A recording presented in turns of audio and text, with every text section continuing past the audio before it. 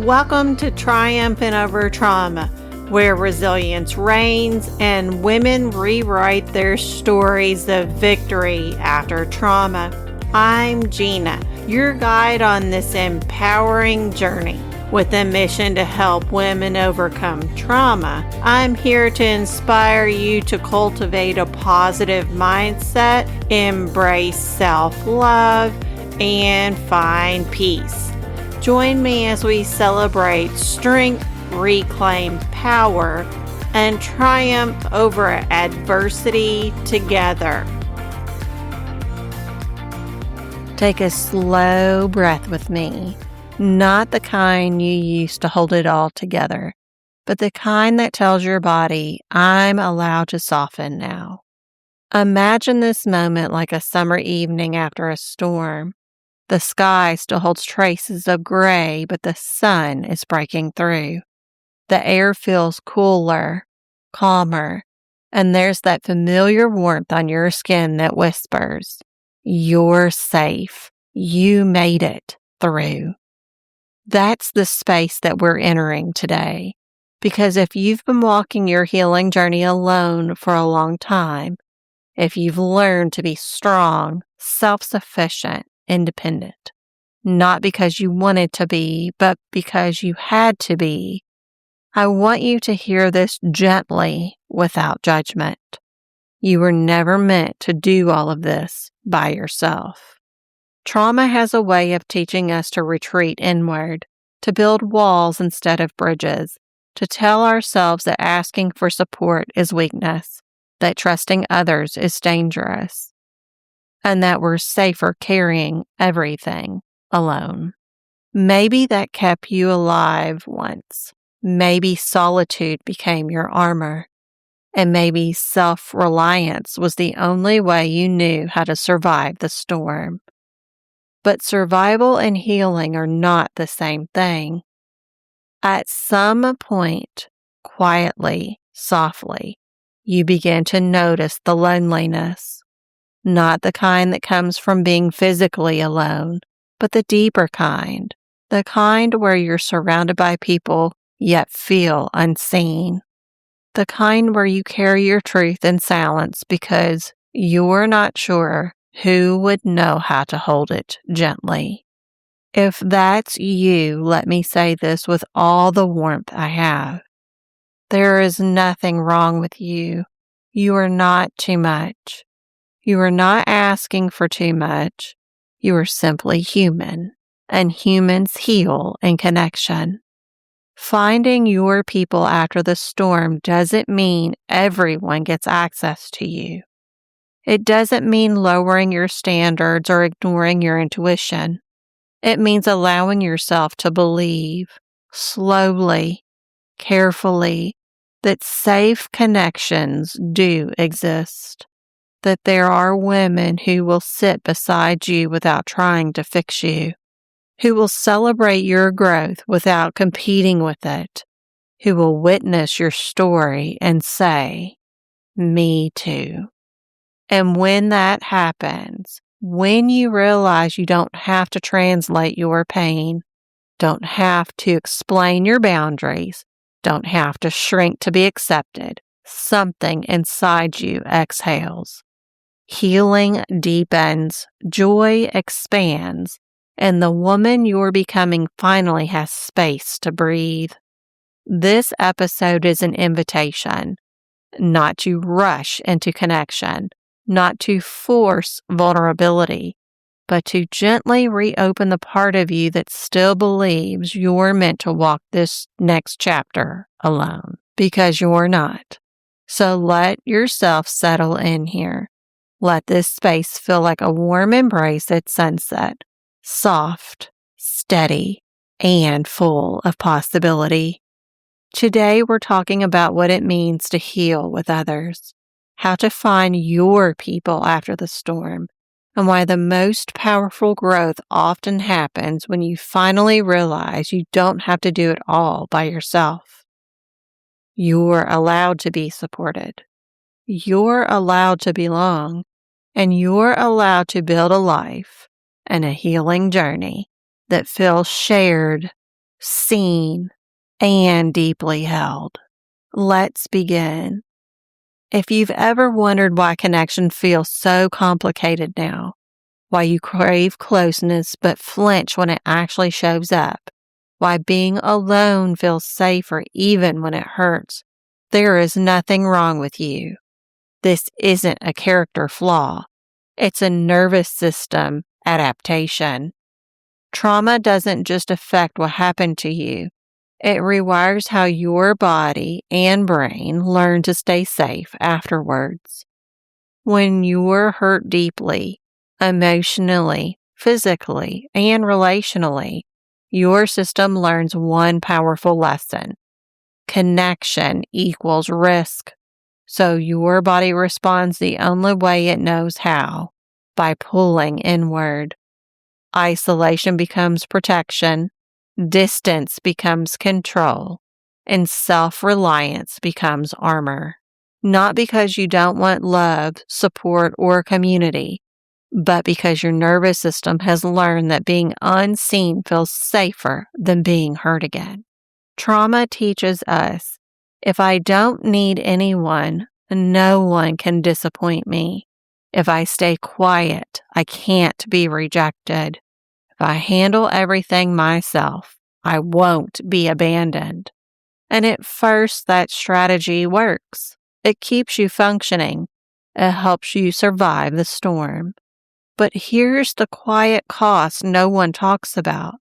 What once protected you can eventually begin to imprison you. Because isolation doesn't just keep the pain out, it also keeps nourishment out. It keeps understanding out. And it keeps the kind of healing that only happens in safe relationships, just out of reach. Trauma also distorts trust. Your mind becomes hyper-aware of patterns. Tone shifts and energy changes. You scan for danger even in safe rooms. You hold parts of yourself back not because you're closed off, but because you've learned to ration vulnerability. And slowly, without realizing it, you begin to carry everything alone. Not because you want to, but because your body learned that alone felt survivable. Here's what I want you to hear fully today. Isolation doesn't mean you're broken.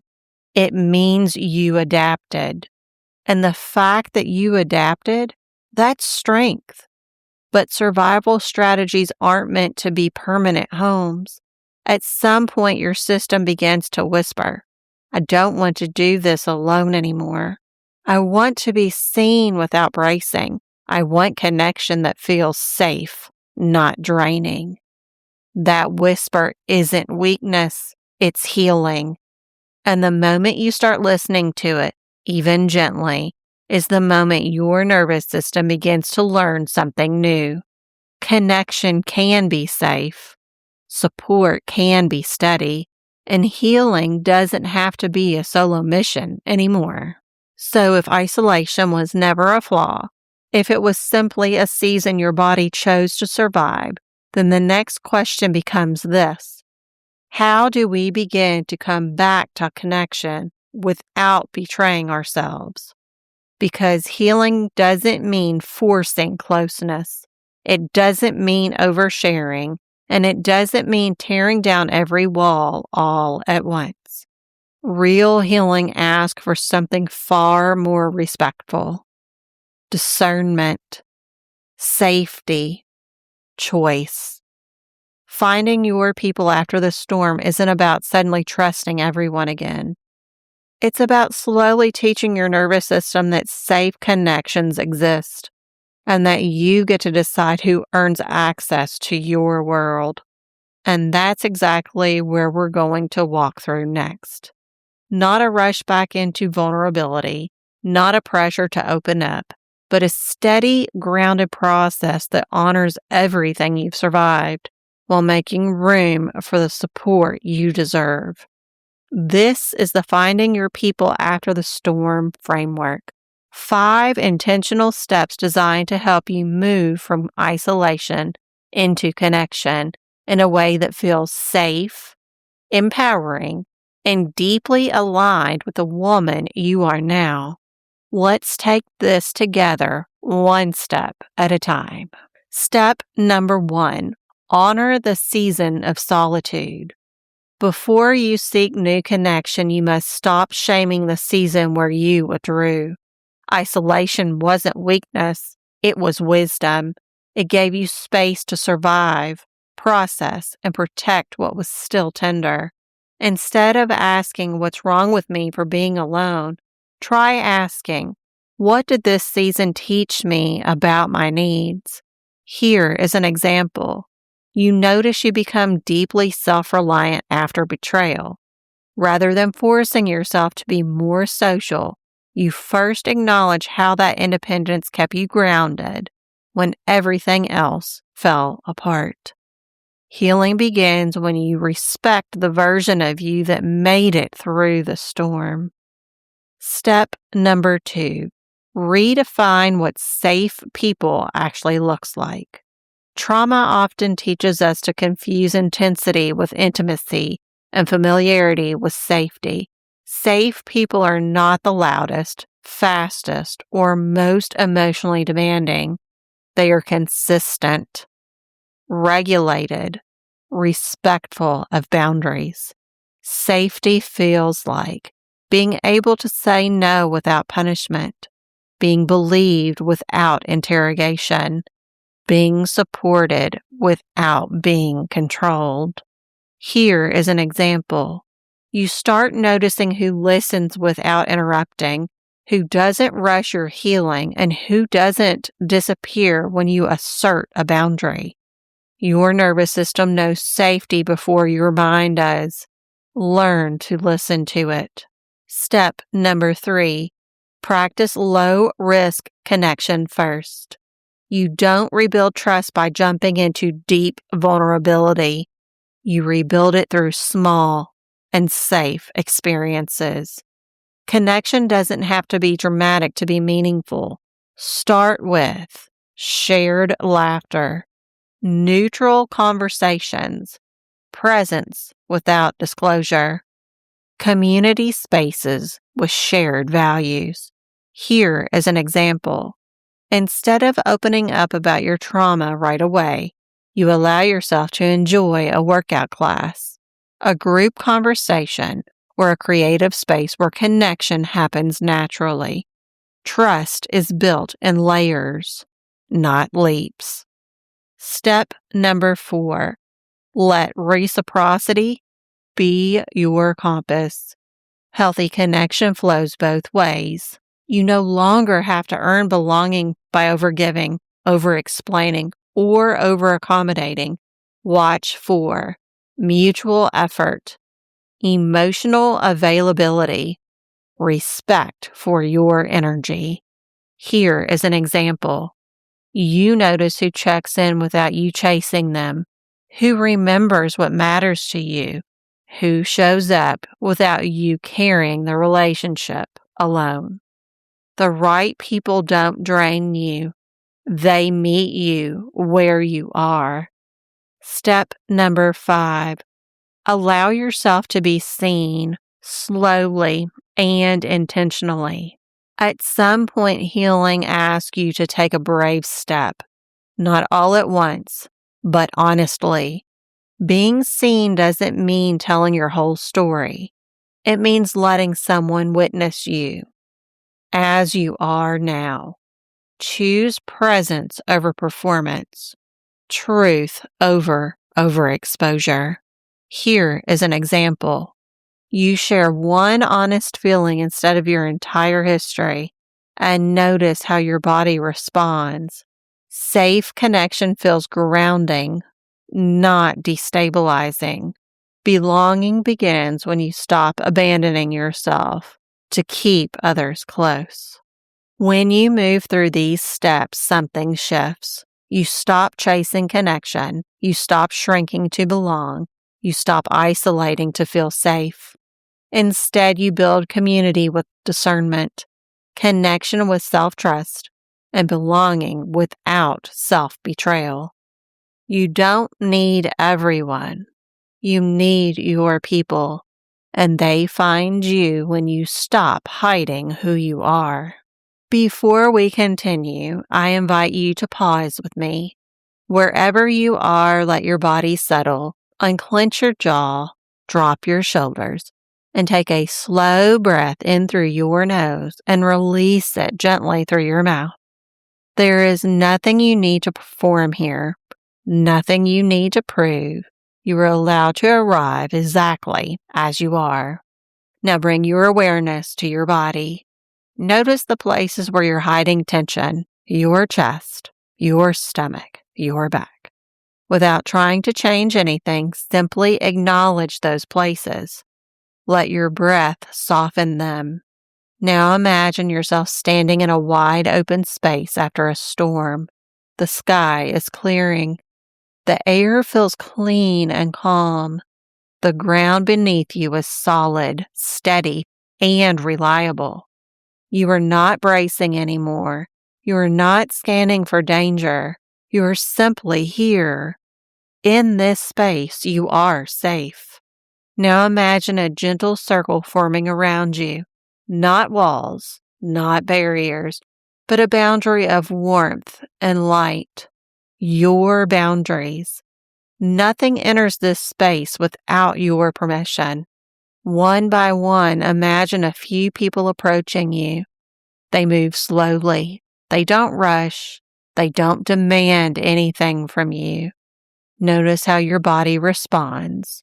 Do you feel openness? Do you feel ease?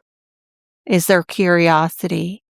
These are your people, not perfect, but safe, not intrusive, but present. They stand with you, not over you. They listen without fixing. They stay without suffocating. They see you without asking you to shrink. Feel what it's like to be in connection without tension, without performing, without explaining yourself. Take a deep breath here. Now imagine sharing one small truth, not your whole story, just one honest feeling. Notice how it's received, gently, respectfully, with care. Let your body register this moment. This is what safe connection feels like. Grounded, mutual, calm. Repeat silently. I am allowed to choose who has access to me. Connection can feel safe.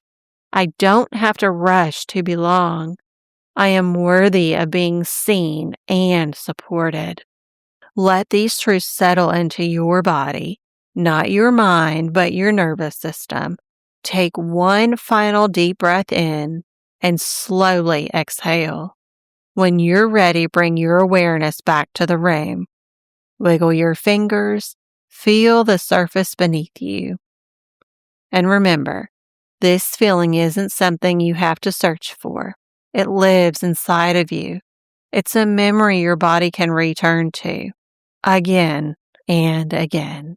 As you come back from that space, as your breath settles and your body remembers what safe connection feels like, I want you to notice something. That calm that you just felt. That sense of being supported without pressure. That knowing that you don't have to rush, perform, or do this alone. That's not imagination. That's your nervous system recognizing safety. And here's the truth so many women were never taught. Healing deepens when it's held in the right container. There comes a point in every healing journey where self-work isn't enough anymore. Not because you failed, but because you're ready for more. More clarity, more support, more grounded guidance as you learn to trust yourself and others again. If something inside you is whispering, I want a space like this in my real life, that whisper matters. And that's exactly where we're moving into next. If you're feeling that quiet pull right now, the one that says, I don't want to do this alone anymore, I want you to know that you're not weak for wanting support. You're wise. Finding direction from within was created as a safe, intentional space for women who are ready to heal in connection, without pressure, without comparison, and without losing themselves along the way. This isn't a place where you have to rush your healing or share before you're ready. It's a space where your nervous system is respected, where your boundaries are honored, where your growth is guided gently and intentionally. Inside this journey, you'll be supported as you reconnect with yourself, rebuild trust, and learn how to create relationships, starting with the one you have with yourself that feel grounded, safe, and nourishing. You'll learn how to listen to your inner wisdom instead of your old survival patterns, and how to move forward with clarity instead of fear. Whether you choose to walk through the course at your own pace or work more closely with me, this is an invitation to stop carrying everything alone, to be held while you grow, to find direction from a place of self-trust rather than self-protection. You don't have to figure this out by yourself anymore. When you're ready, you can learn more at www.bodyelementsmindelevation.com. I'll be there to walk beside you. As you move through the rest of your day, may you remember that you don't have to carry your healing alone. The right people will meet you with gentleness, walk beside you with steadiness, and remind you that belonging was never something you had to earn. This is Gina, signing off. Thank you for tuning in to Triumphant over Trauma, where resilience prevails and women rewrite their stories of victory after trauma. Remember, healing is a journey, not a destination. Keep embracing your strength, cultivating resilience, and shining your light bright. You are capable of triumphing over any challenge life throws your way. Until next time, keep rising and thriving. You've got this.